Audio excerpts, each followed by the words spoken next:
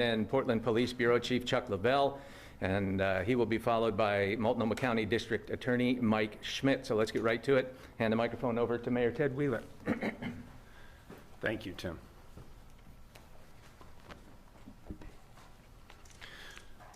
This afternoon, my heart is heavy. My heart goes out to the family and the friends of the man who was killed last night on the streets of our city. I mourn with you.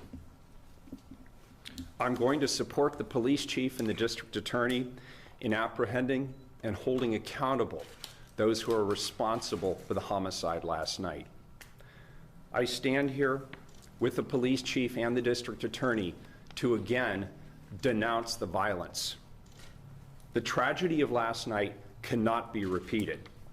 All of us must take a stance against violence. And it doesn't matter who you are or what your politics are, we have to all stop the violence. For those of you saying on Twitter this morning that you plan to come to Portland to seek retribution, I'm calling on you to stay away. You, of course, have a constitutional right to be here, but we're asking you to stay away and work with us to help us de-escalate this situation. And Portlanders, I'm asking all of us to do our part too. One death is one death too many. Join me in denouncing all violence. Let's pull together in the name of peace and humanity. We don't always have to agree, but we've long done so without violence. That's part of what makes this nation strong. Let's end this long, hard summer and come together and work to support and lift each other, not tear each other apart. I'm going to continue to work with the community on the historic changes that we've already made and have committed to making as we reimagine what public safety and racial justice can look like in our community, and we'll continue to do that work in the weeks and the months ahead. There's so much work to do, and I'll be intentionally engaging the public as we proceed to engage in that hard work together. Yesterday's events began with hundreds of cars filled with supporters of the president, rallying in Clackamas County and then driving through downtown Portland. They were supported and energized by the president himself. President Trump, for 4 years, we've had to live with you and your racist attacks on black people. We learned early about your sexist attitudes towards women. We've had to endure clips of you mocking a disabled man. We've had to listen to your anti-democratic attacks on journalists. We've read your tweets slamming private citizens to the point of receiving death threats. And we've listened to your attacks on immigrants. We've listened to you label Mexicans rapists. We've heard you say that John McCain wasn't a hero because he was a prisoner of war. And now you're attacking Democratic mayors and the very institutions of democracy that have served this nation well since its founding. Do you seriously wonder, Mr. President, why this is the first time in decades that America has seen this level of violence? It's you who have created the hate and the division. It's you who have not found a way to say the names of black people killed by police officers, even as people in law enforcement have. And it's you who claimed that white supremacists are good people. Your campaign of fear is as anti-democratic as anything you've done to create hate and vitriol in our beautiful country. You've tried to divide us more than any other figure in modern history. And now you want me to stop the violence that you helped create. What America needs is for you to be stopped so that we can come back together as one America while recognizing that we must demand that all people, black, brown, white, every color, from every political persuasion, pull together and hold all people accountable in stopping racism and violence, and we together are peaceful again under new leadership that reflects who we really are, we the people of this great nation. President Trump, you bring no peace. You bring no respect to our democracy. You, Mr. President, need to do your job as the leader of this nation. And I, Mr. President, will do my job as the mayor of this city. And we will both be held accountable, as we should. I'm also calling out every other elected official in Oregon to join me, not only in defeating racism, but also in helping me to stop the violence, as we are and will continue to be held accountable by all of our residents. Today, we need to decide who we are and where we want to go from here. Don't let this be the spark that sets off an acceleration of hostilities in our beautiful city. Those are not our values. What happened last night does not move us forward. It sets us back. I know the values of this community. I was born and raised here. I found my living here. I raised my family here. This is where I want to be, and I know the values of this community. We want to protest powerfully and peacefully. We believe that Black Lives Matter, and we believe that it's the responsibility of our leaders to ensure that the systems that we have in place to protect and serve do so equitably. Let's engage with each other in thoughtful dialogue about reform and use the power of our shared values to move forward together. We must recommit our energy and our resources to advancing the work of reform and the transformation of our systems. We've seen the positive power of collective and focused and nonviolent action. We've seen the change. Our responsibility to each other is to keep moving forward. Portland is counting on its leaders, the city, the county, the state, our federal partners, to partner and use the collective power of our officers to create a better future for all of us. Thank you.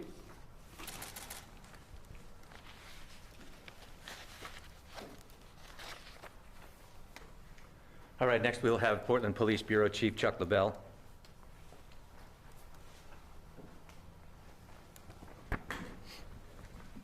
Thank you, Tim. Last night, Portland witnessed another homicide, this time in downtown Portland. There are many who are sharing information on social media or jumping to conclusions that are not based in fact. A human being lost their life last night, and it's critical that everyone refrain from conjecture and allow us to gather the evidence and statements needed to hold the person who did this responsible for this heinous act. We ask that anyone with information or video or eyewitness accounts please come forward and share that information with our investigators so we can quickly resolve this case. Prior to the shooting, there was a political rally involving a vehicle caravan that traveled through Portland for several hours. There were some skirmishes between rally-goers and counter-demonstrators, and police made several arrests. The caravan covered miles of area, and officers responded to different locations as identified problems arose and provided a presence and even made arrests when warranted. The vehicle caravan had already cleared the area when the shooting occurred near Southwest 3rd and Alder. This is an active investigation, and our detectives are gathering information to determine what happened and what led up to this death. In order to protect the integrity of this case, we cannot release any specific details at this time. Our Constitution permits freedom of speech and assembly, and individuals are free to disagree. But criminal activity, especially violence, is out of bounds. This event is already gaining extreme media attention, and I will once again point out this is not the only life lost to gun violence in Portland. On Thursday, a 16-year-old African-American teenager was gunned down in a city park. 3 others were injured. Our investigators are still seeking information in that case as well. Some may not even be aware it happened, as it hardly generated any headlines. We've witnessed an increase in more and more uncivilized activity in our city and in our nation. It's incumbent on all of us to do better, so no more lives are lost. Portland desperately needs calm. We're living in an extremely divided era, and it's time for us to start focusing on what we have in common and not what divides us. Lives are at stake.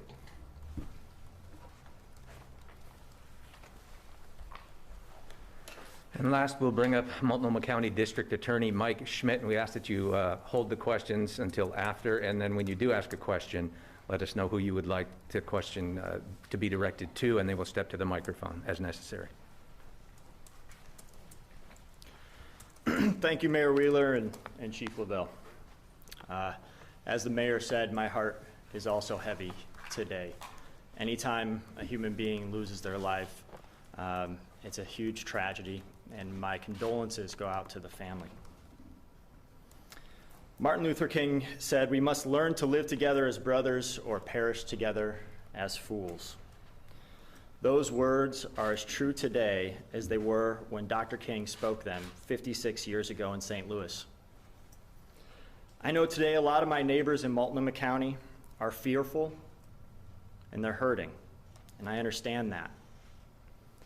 We are stunned and saddened, angry and frustrated that this happened in our community. That the right or the duty to peacefully protest and speak out for an end to systemic racism that has plagued our country for generations could be undermined by this terrible act of violence.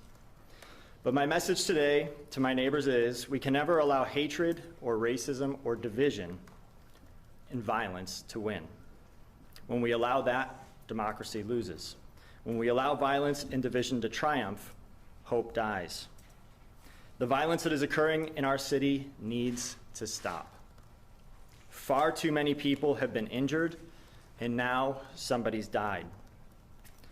Our community is being terrorized by people coming into Portland for the explicit purpose of committing violence, and that is not acceptable. We're seeing too much tragedy across our city. As Chief Lavelle said, on Thursday, a teenager died in a shooting in Northeast Portland, and a neighbor did what neighbors do. She tried to apply a tourniquet, but was unsuccessful. We have too much violence going on in our community. Hate, division, hopelessness, too many guns in the wrong hands is fueling this round of violence, and it will take all of us together to stop the bleeding in our community and in our country. My office is working closely with the Police Bureau and the mayor to investigate last night's shooting. As you have heard mentioned earlier in this press conference, we need cooperation of the public. It is vital that we find answers. I'm thankful for the officers and the detectives working with Chief Lavelle to investigate these crimes, the attorneys from my office that were out all night working with them to help us find answers and put together a proper investigation. I know and expect that the cases of violent acts will be investigated and then submitted to my office for review. We do not prosecute individuals based on ideologies or affiliations with political or non-political organizations. We will initiate a criminal case following a review of all of the evidence and whenever legally and ethically appropriate, pursuant to state and constitutional law. We support freedom of speech. We support nonviolent protests. We support speaking out to improve our communities. We support standing up for each other. What we do not support is violence. We're in a pivotal time right now. We cannot afford to allow the calls for social justice to end to systemic racism to be overshadowed by the continued violence. We cannot allow this critical moment in our history to be hijacked. This is our community, and we are strong. We reject violence when it occurs. My office is ready to hold offenders accountable. And together, in Dr. King's words, let's choose to live together as brothers and sisters and not perish together as fools. Thank you.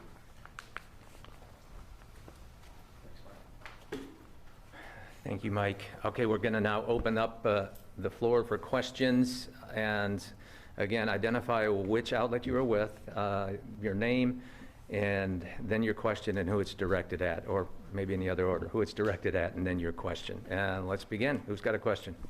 Hillary Ward from Oregonian. Okay. I'd like to hear from the mayor and the chief what kind of planning you had ahead of last night's demonstration, since it seemed there was a high likelihood for person-on-person violence. Okay.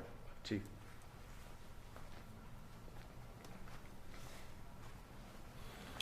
So last night we had information that a vehicle caravan was going to come up to Portland from Clackamas County. Early on, we didn't have a good idea of the number. And then once the caravan started, we had a sense of how many were in that caravan. We tried to take precautionary measures during the route to keep them out of the downtown area. The goal was to keep them on I-5, but later, a group of those vehicles were able to come into the downtown core. We didn't have any specific information of a gathering where folks would be outside of vehicles. So most of our information previously surrounded the vehicle caravan that would be coming up from Clackamas.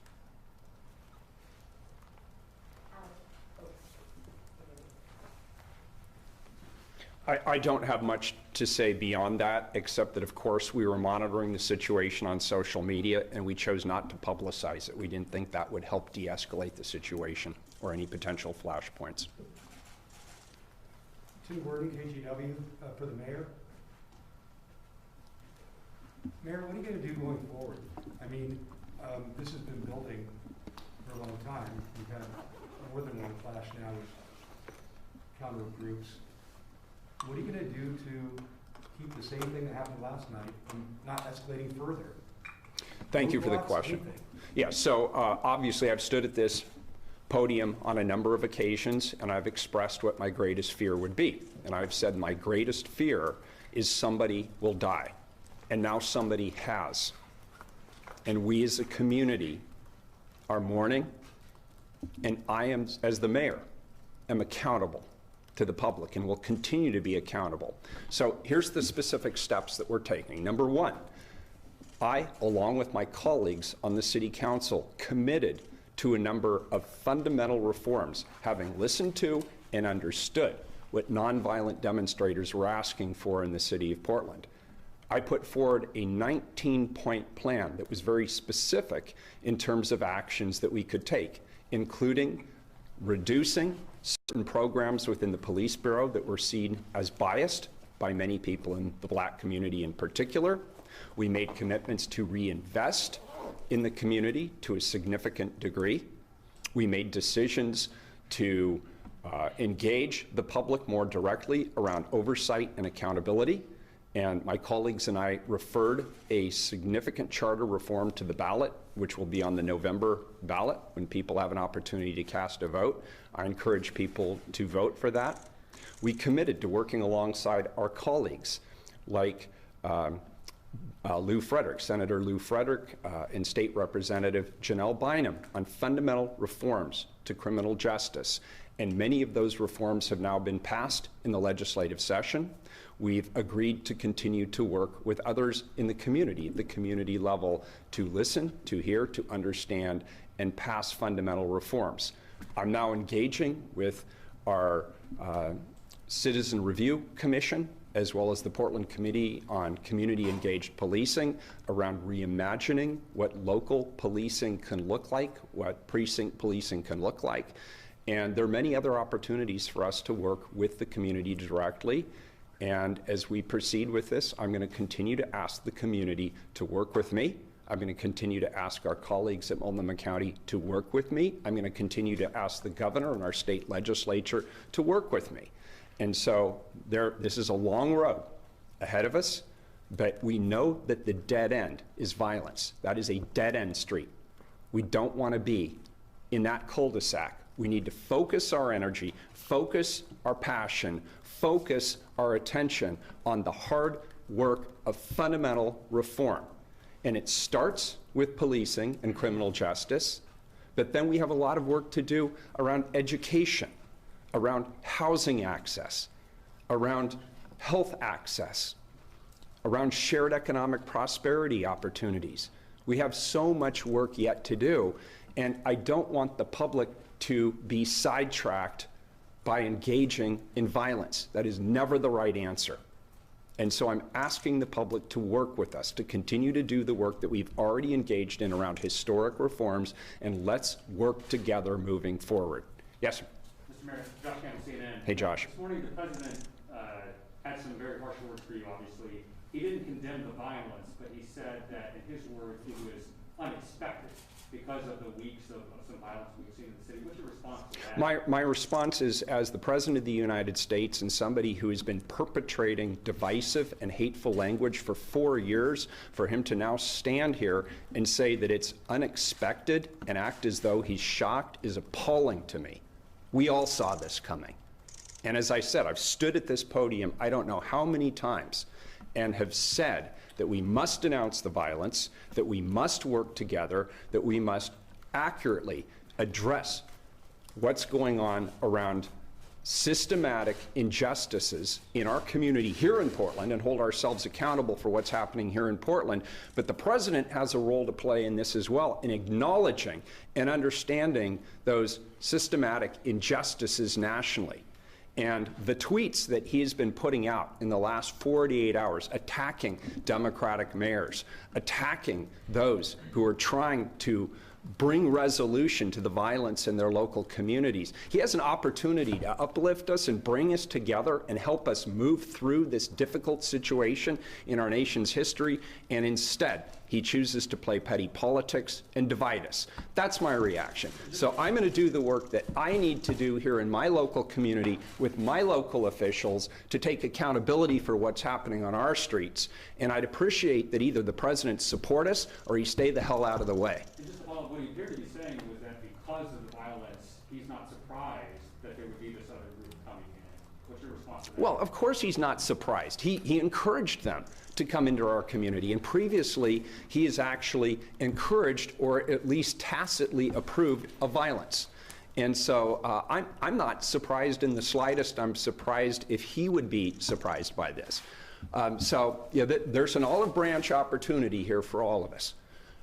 We need to reset. The president needs to reset. I need to reset. This community needs to reset, and America needs to reset. And it's going to take his leadership in the White House, and it's going to take my leadership here in City Hall to get it done. And so I'm saying, let's end this summer. Let's end the violence. Let's commit to that. Is that something we can all agree on, that we are done with the violence? And now let's do the hard work of acknowledging, of hearing, and understanding the pain and the suffering and the fear and the anxiety that exists in this nation around the COVID crisis, which the president initially seemed to be ignoring or poo-pooing, and the economic crisis, which is now resulting, causing so many Americans economic stress and strain, and now the work that we have to do in our communities across this nation in the wake of the murder of George Floyd. I'm up to that challenge, and I hope the president is too. And I'm ready to reach across any aisles I need to reach across, any political divides that I need to cross in order to bring us back together. Somebody's got to do it. I'm committed to it. I know my colleagues on the Portland City are committed to it. I'd like to hear the President of the United States say he's all in. Let's bring this great nation back together. You talk about community, you talk about caring locally. A number of civil rights groups and progressive groups have called for your resignation this morning. What's your response to that? No.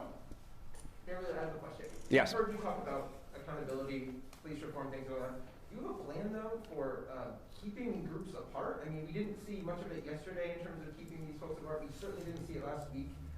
Is there any strategy going forward as this sort of escalates that we can somehow keep folks apart, especially as you said, people are tweeting about coming in? We were very successful back on August 17th, you'll recall, a year ago, of keeping parties separated who had made it very clear on social media that they intended to get into it with each other.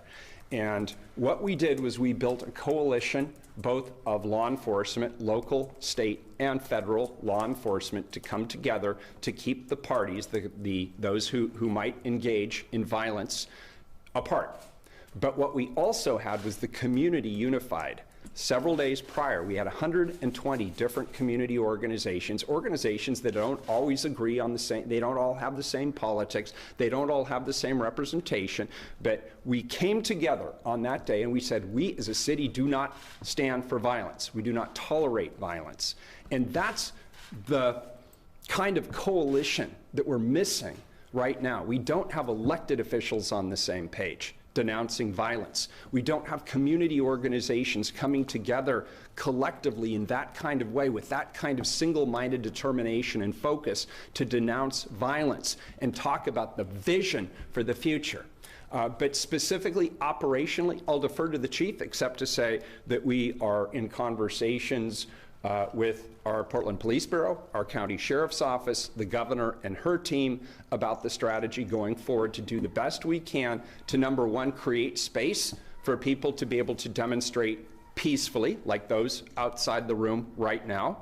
And on the other hand, make it crystal clear, we do not tolerate violence, we do not tolerate criminal destruction, and we will hold you accountable for those activities. Have you asked the governor for National Guard involvement in light of last night? As you know, on 2 prior occasions, I have asked the governor for the National Guard. She declined in those 2 circumstances, but we are in communication now. It is my belief that between PPB, the Multnomah County Sheriff's Office, and the state police, we have been successfully throughout this in terms of operations when we're combined and when we're collaborating, and I am told by our law enforcement professionals that that is sufficient, but I'll defer to the chief. Mayor Wheeler, you mentioned that you feared... Did you want to say something on that? No, got it. Sorry. Mayor, relating the piece here, you mentioned that you feared that something like this could happen. Given that, how come the city didn't take action over the weekend to prevent something like this? Well, I'm not sure how you specifically operationally can prevent this. I mean, keep in mind, it's no secret to anybody that I personally am not a Trump supporter, but I will defend to the death the right of a Trump supporter to stand outside my apartment and non-violently demonstrate in support of their candidate. That's core to American democracy, is that right to demonstrate freely without the fear of retribution. So when people say they want to come into the city in a caravan supporting their presidential candidate, we cannot tell them no. They have constitutional rights to be here, rights which I embrace and support. The violence, however, is the problem. And so what I'm asking people right now, knowing what happened last night, is if you're thinking you're going to come back into our city from somewhere else to seek retribution, I'm telling you to stay away. Work with us. Help us de-escalate this situation. 1 death is too many. We don't want other people to die. So that's what I'm asking people from outside to do. What I'm asking all of us as Portlanders to do is do our part too. Let's not take the bait, let's not engage, and if you see people doing things that look violent or destructive, say something, do something. Don't just be passive, because ultimately when we see examples of violence, that undermines our democracy. This democracy is dependent upon us having differences of opinion and being able to vet differences of opinion and being able to have uncomfortable conversations without resorting to violence. So I've asked the president to do his part. I will do my part too. We both have an important role to play. We will both be held accountable. Bridget Chavez. Hi, Bridget. Why did we not see police presence? We've seen heavy police presence at other protests just after this, but now why are we seeing a lack of force outside on these protests this weekend and last weekend? We had a strong presence yesterday. Most of this activity was vehicle-borne, covering several miles on the highways. So we did have officers in vehicles. We had our traffic division. We had folks stationed at different areas. But it's very difficult when you have small groups of people spread throughout the city too, who sometimes engage in violence acts with each other. I mean, we only have limited resources, so we can't be everywhere at the same time. The prior Saturday, we had, I think, about 30 officers working. So, I mean, our resources were strained. We had an event the night before that required our crowd control resources. We had to staff for an event Saturday night, later that night, and also still answer calls for service. So we were only able to bring together that limited amount of resources for the Saturday afternoon portion. And it's just not always operationally feasible to insert that small number of officers in between two crowds who are hostile towards one another and engaged. It's just not necessarily operationally safe all the time to get in the middle of that. Has an arrest been made In which case? last night? No, not at this time. Chief, can you say how many officers you had on last night? 30 last weekend, how many this weekend? I don't know the exact number. I'd have to go back and check, but we can get that to you. Chief, the organizer of the rally yesterday, the Trump rally, said on a video that was posted on social media that he had been working closely with law enforcement. Did they have a permit? Did they have some kind of permit, and how closely did you work together with that group before the rally started, the caravan started? Sure. To my knowledge, we had spoken to folks to try to get a sense of what the route would be and encourage the route to not be through the downtown core. Did you have a commitment that that would be the case? I don't know if we had a commitment, but I know we had conversations around it. Chief, you've spoken about officers slashing tires when there's a need for life safety. Last night we saw numerous videos, at least, of vehicles driving towards crowds of people, and officers were there as well. Why were those tactics not used yesterday? Well, it would depend on the circumstance. I think vehicles and protesters on foot are just a bad mix in general. And I think given the opportunity, if we feel a vehicle poses some sort of threat to either officers or community members, disabling it by disabling the tires is an option. That's not always feasible, though, depending on where officers are positioned, where the vehicle's positioned, and things of that nature. Chief, there What is the was a- plan for tonight? I mean, this has potential to be very violent if there are any people coming to seek retribution. So walk us through what the plan is. I haven't talked to my incident command folks yet. I know we're reaching out to partners to try to resource properly for tonight. I'm not sure what we have in the way of intelligence, but it's very possible that what happened last night could play a factor in what happens tonight. So we want to make sure we've reached out to everyone we can to get the proper resources in place. Hey, Chief, Dana Haynes from the Portland Tribune.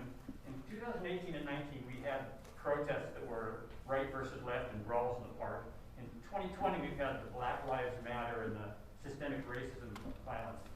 Was last night one of those and not the other, or has the Venn diagram gotten such that they're blurred? Was that a brawl in the park like we saw in 2019? Was that a Black Lives Matters? Have you been able to isolate what happened last night as far as the nature of it? I don't think I'd be able to classify kind of the nature of that particular interaction. To me, it could have just been a skirmish between two small groups or a problem that erupted between individuals. So it's hard for me to classify it as more of a Black Lives Matter thing or like a, kind of political ideology case. But I think as we get further into the investigation, we might learn more. Chief, some of the folks with the caravan had paintball guns, bear spray. Protesters were in the crosswalks and cars were driving through and almost running over them. Are you going to be seeking to build any cases off of those instances, against those individuals? Potentially, it would depend what information comes forward. For us, we were able to make, I think, about 10 arrests on individual skirmishes or things that happened that we could identify and take action on. But I mean, with a caravan that big covering that much area, we use our resources to really keep people safe. But if we do get information that leads to a prosecutable case, we'll follow up on that. Chief, you mentioned concerns about misinformation. Can you give us any information on the victim to create some clarity here? I don't have any specific information on the victim that I can release at this time, but I do know as these kind of transpire, social media becomes very rampant with information, which isn't always factual. So I just want to make people mindful, be careful what you believe on social media. We're investigating. We'll be releasing information at different steps of the process, and we'll keep you guys posted then. Do you know if the shooting was politically motivated? I do not know that, no. Chief Mike from New York Times, you're saying, or we've seen basically here peers, gunshots fired from both sides, if you want to call it two sides here, in the last few weeks. If you're saying it's operationally not feasible to keep those two sides apart? What's going to stop this from escalating to an open firefight in the streets? You know, I hope it doesn't come to that. We have a finite resource of officers, and we have these activities taking place all throughout the city. The downtown core, our police precincts, our union offices, and several, random places. So we can't be everywhere at once. The issue with firearms is very troubling to us, but people do have a constitutional right to carry firearms legally. So it's hard to prevent. I mean, some of the instances that take place, you're talking split second, a couple seconds. So a lot of times we're not right there to see things happen. I think the best we can do is message to people that we want a safe city, and we ask them not to come downtown or to these other places with firearms, not engage in violent acts of crime. And I think, where we can, we have our resources stationed and we take action when we can. We've made several hundred arrests throughout these protests. So we've been out there 90+ nights straight doing our best to keep the city safe and to keep these interactions from happening. But it's hard to be in absolutes and say, we can be here and prevent these skirmishes from happening. Are you close to needing the National Guard? I think we need additional resources. I think Oregon State Police have been a great partner for us. Multnomah County's been a great partner for us. As we see these things develop, it may get to that point, but I think right now it's really kind of determining what we have available as far as resources and what we're facing as far as violent crowd activity. What would be the reason not to call the National Guard? Like, what's the hesitancy there, I mean, I don't have a hesitancy one way or the other. I think if it comes to the point where we look at our resources and we look at the problem facing us, and that seems like the best option to assist, then that's what will need to happen. Either the chief or the mayor, are you considering a curfew for tonight? I'm not sure, honestly. I probably will know more after I talk to my incident management team folks, but we had a curfew early on in this, and it wasn't very successful. We still had very large crowds at that time, but I would say it's not something that's totally off the table, but it's not something I don't think we're looking at this moment. I'm sorry. About resources. Last night there was lots of pockets of violence. Some of the reporters were had bruises from it, paintballs, mace, fistfights. We didn't see any police officers for, in most of these. And so I'm asking, were you trying to insert yourself and separate the groups? Or were you saying, because you don't have enough officers, you're going to stay away and just let this play out? No, we had our resources focused on the vehicular part of the event yesterday. There were some skirmishes that took place on the street, to my understanding. But when we have those resources, and even the homicide last night, we had resources nearby. They just weren't right there when it happened. Just follow real quick. I mean, when I'm thinking of like police officers, visible. There was no police officers visible. Fistfights would go on for a while. Are you thinking about adding just playing like police officers on corners and stuff just to have a presence? That's possible, but I think for us, it's like, where can we deploy officers where they're safe? It doesn't help to have one officer in a place where they're kind of in the middle of something and can't respond and don't have cover to keep themselves safe. So I think it's really a resource issue in that how do we operationalize the most effective groups of officers in places, but we never know where these are going to take place. We have an idea of where this caravan of vehicles is going, so we focus there. Throughout the downtown core, there's a lot of street corners, parking structures, things of that nature where these things can happen, and it's hard to have officers at all of these at all times. I have a question for the mayor. You mentioned the importance of building a coalition right now to come up with and stand behind you. And you mentioned the coalition that was around for August 17th and the importance of having that backing. A number of groups within that coalition are the groups that are calling for your resignation. And while you aren't going to resign, you said you're not planning on resigning, I'm curious just your thoughts on how you can speak to those coalition members so they can actually have your back in the way that you're hoping. That's a fantastic question, and I appreciate you asking. The question is, how do I create the same coalition I created last August when some of the members of the coalition are in fact calling for my resignation? And the answer is because it's not all about me. It's about the community. It's about who we are. It's about who we want to be. And it's about taking a stand against violence. And even last year, a number of those coalition groups spoke out against me at the press conference, which I had organized. And I was okay with it, because it's okay to have differences of opinion when it comes to politics. But what isn't okay, and where we should have no difference of opinion, is when it comes to violence. We should all stand together. And it doesn't matter what our political affiliations are, whether we like each other. We should stand together because we denounce violence. And we know that it's not the right way to solve our political differences. And so I will continue to reach out to whoever will work with me to denounce violence and bring this to a peaceful conclusion. I will reach out to whoever wants to work with me and my colleagues as we move forward on reimagining what policing can be so that it's equitable for everybody. And for those who don't want to work with me, maybe they'd work with one of my colleagues, or maybe they work with Mike, or maybe they'd work with the chief. This is an all hands on deck call.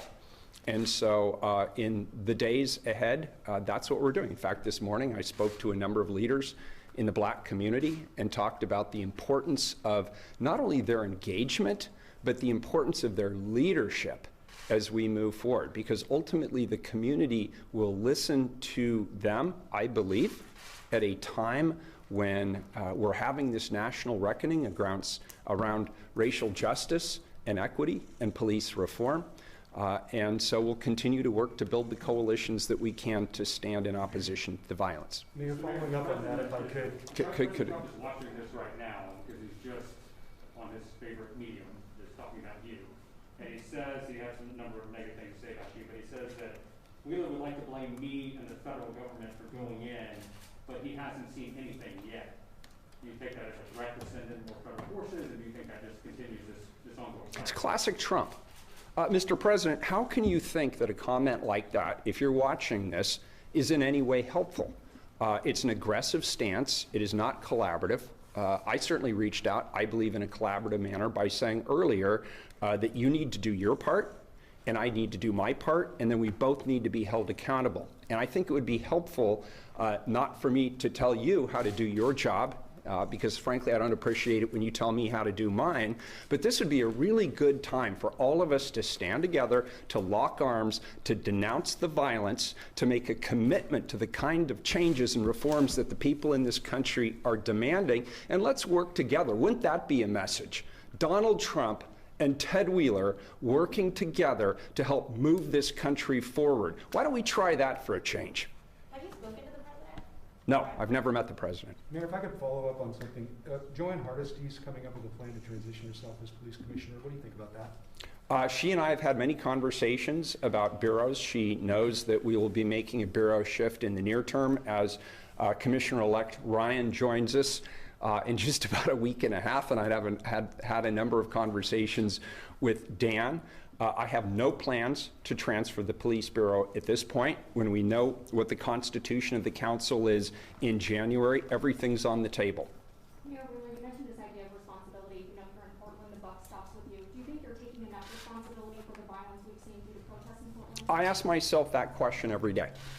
I go to bed with that question foremost in my mind, and when I wake up in the morning, that's the first question I ask myself. Am I doing everything that I possibly can to end the violence in this community? Am I doing everything I possibly can to hear and understand different perspectives about what people want our community to be and how they want to envision it going forward? Am I doing everything that I can to meaningfully engage the community as we go through this time of crisis together?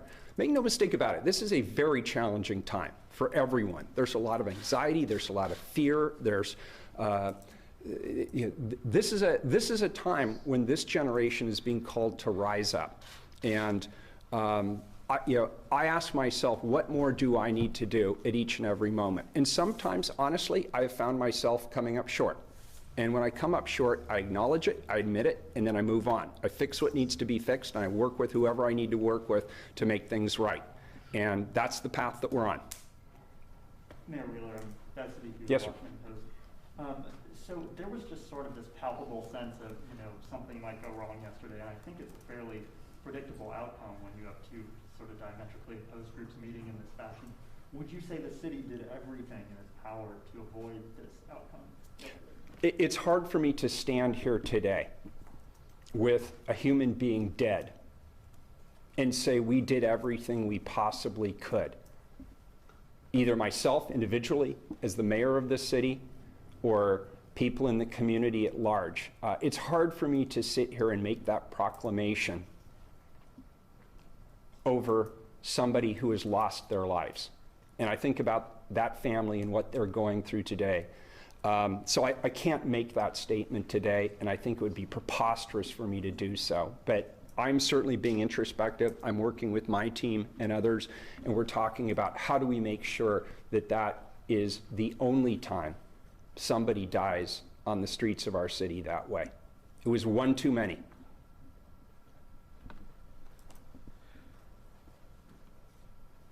Thank you.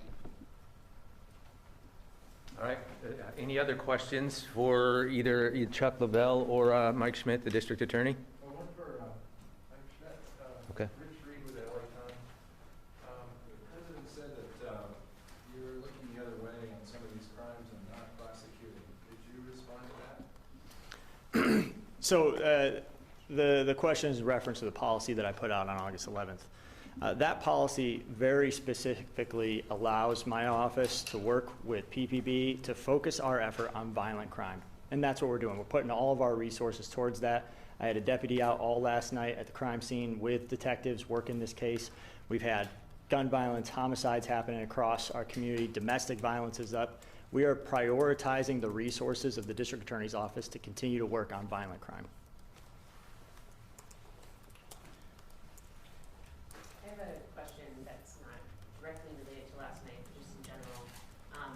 You know, in your press conference before, you mentioned the importance of holding police accountable. In looking at the past 90 days, are there any instances where you feel like you could charge a police officer for violence against a member of the public? You know, like many people, I wake up most mornings and I get the update from the police. I look at media coverage. I go on to Twitter like everybody else, see clips. And of course, I've seen things that I think do not look appropriate. But the question you're asking really requires us to gather evidence and do more than just see a video clip online. There's a process for that. The Independent Police Review takes reports. I recommend any member of the community that has those types of allegations to reach out to the IPR. The Bureau has the Internal Affairs Division. They look at those things. We work with both of those organizations once we have enough evidence together to see whether or not the law was broken. And where the law is broken, we are going to apply the law equally just like we would to anybody else. But I got to say, we look together with our partners. We have to make cases. That's interviewing witnesses, video clips, getting all information that we possibly can. And that is underway in certain circumstances right now, both with IPR and Internal Affairs Division. So we continue to partner with them. And when we have prosecutable cases, we will take those. Nick with KGW. I got just one last question for the mayor. It really seems like there are a lot of people out there who are angry. There are probably people who are going to seek retribution. What are you doing besides asking them to stay home? So, first of all, there are people who on social media say they're going to come to Portland and seek retribution. First of all, I would say they don't know what they're seeking retribution for. The investigation is still underway, and even our police chief doesn't have enough facts to be able to suggest that retribution, retribution for what at this point? Number two, we are meeting later this afternoon local, regional, and state law enforcement, and we will discuss a strategy because we're aware of the fact that this could be a potential flashpoint. And so that's why I'm asking people, if you're from out of town and you're reading something on social media, please understand if you're reading any facts on social media, they're probably wrong because we don't have all the facts yet. That's why the investigative unit is out on the street right now. That's why they're talking to witnesses. That's why they're working with local businesses to gain access to any film footage they may have about what happened last night, and they are still assembling the facts. So this is not the time to get hot-headed because you read something on Twitter that some guy made up in his mother's basement. That's not the right time or the right place.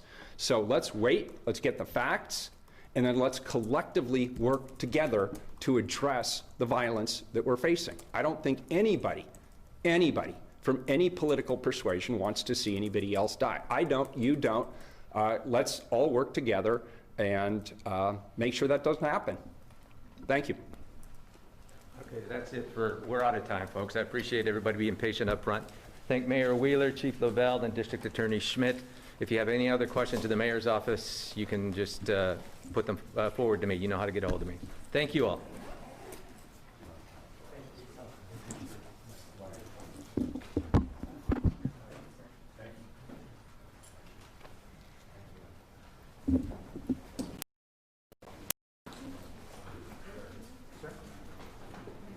Go to the right.